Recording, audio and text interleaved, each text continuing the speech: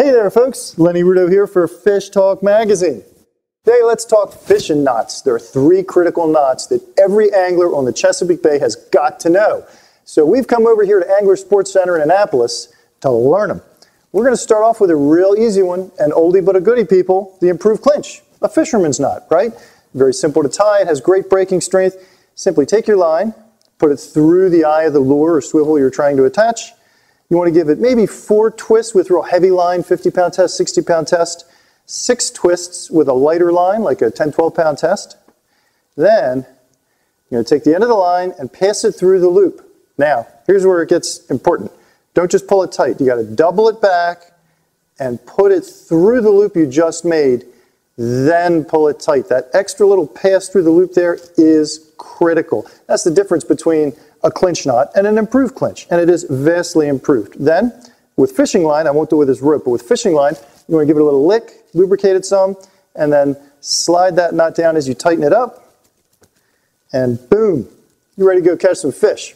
All right, ready to learn another knot? We're going to bring in Rich, and he's going to show you a cool one. Hey everybody, it's Rich with Anglers, and today I'm going to show you the modified Albright. It's one of my favorite knots for joining 2 different kinds of lines, so braid to mono or braid to fluoro.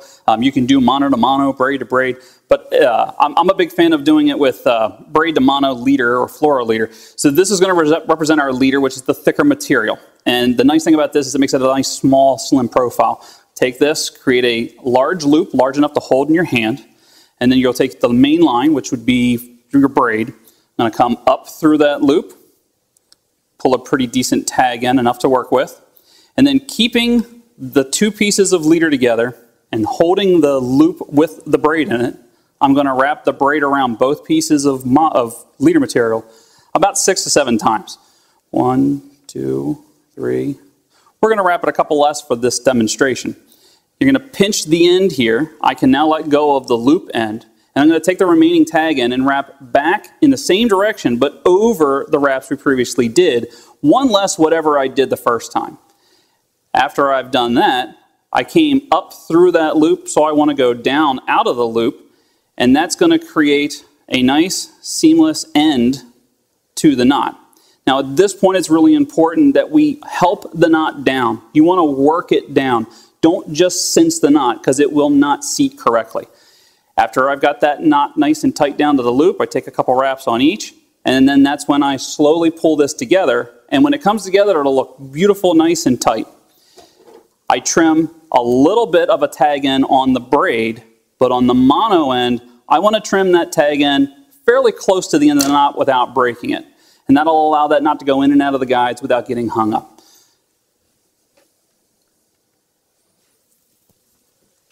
Hey Rich, hold on, get back here. What's up? I got a question for you now. Yeah. Now a lot of guys tie uni-to-uni. Mm-hmm. Why would I learn this? What's the advantage? So for me, the biggest this knot's going to get is the size of the leader with the braid wrapped around it. But on a uni-to-uni, when you tie those 2 knots together, the mono or fluoro side tends to be a little bit thicker than the braid side. So this just passes through the guides a little more effortlessly. You have less knock going in and out of the guides. I think it puts a little less wear and tear on the guide itself. And it's a pretty easy knot to tie. You can tie them pretty quickly once you learn how to do it. Cool, thank you. Yeah. Of course, you know people, while I completely agree with what Rich said, there is still a lot of value to the uni-to-uni and the uni knot itself. The uni knot can be used alone to attach a line to an item, and a uni-uni can be used to quickly join 2 pieces of line. So let's get a demo from Sammy. How are we doing today, guys? It's Sammy here at Anglers. We're going to be going over another popular knot that is just a must-have here on the bay. It's going to be a uni knot and then a uni-to-uni knot. So once you figure out how to do the first uni knot, you can just do 2 of them and tie a braid to leader knot. But to start out with, whether you want to do a hook, a swivel, whatever it may be, you're going to pass the line through. We're going to pull about 8 inches out. And we're going to wrap it over. Then we're going to lay a loop on top of what we just pulled through. And we're going to go through here about 4 times on your heavier lines, and on your smaller lines you could go as many as 6 or 7. After we have that through there, at this point I would typically wet it if I was using a mono or a fluorocarbon line. Cinch it down most of the way, and then grab the main line and pull that snug, and that's all there is to it. Now, going off of this, we can tie our uni-to-uni knot. So this is going to be basically the same thing. To start out with here, we're going to cross 8 inches of line, or so. From here, I like to grab one side and work on this here with the tag end. I'm going to make a loop.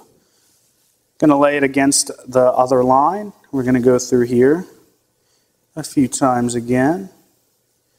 With braid, I'm going to do it quite a few times.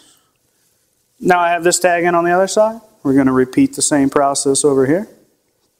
3 to 4 wraps on your heavier line. From here, just grab each and you can snug it on up.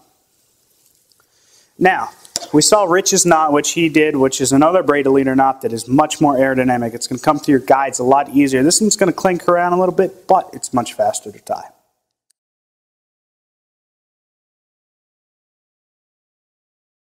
Hey, how you guys doing? This is Alex Price here with Angling Sports Center, and today I'm going to show you how to do a loop knot. This knot's a great connection knot. It's great because it gives your lures a little more freedom to move around. So let me show you how to do it. First thing you want to do is create a loop. Give yourself a good amount of tag in here. Go into your connection point here through your lure. Come right back up through the loop, and this is where you're going to actually twist that tag in on your main line, anywhere between 3 to 5 times, and then bring it back through the loop here. Then cinch it down, and that's a loop knot right there. Don't miss another cool Fishtalk video. Click below to subscribe.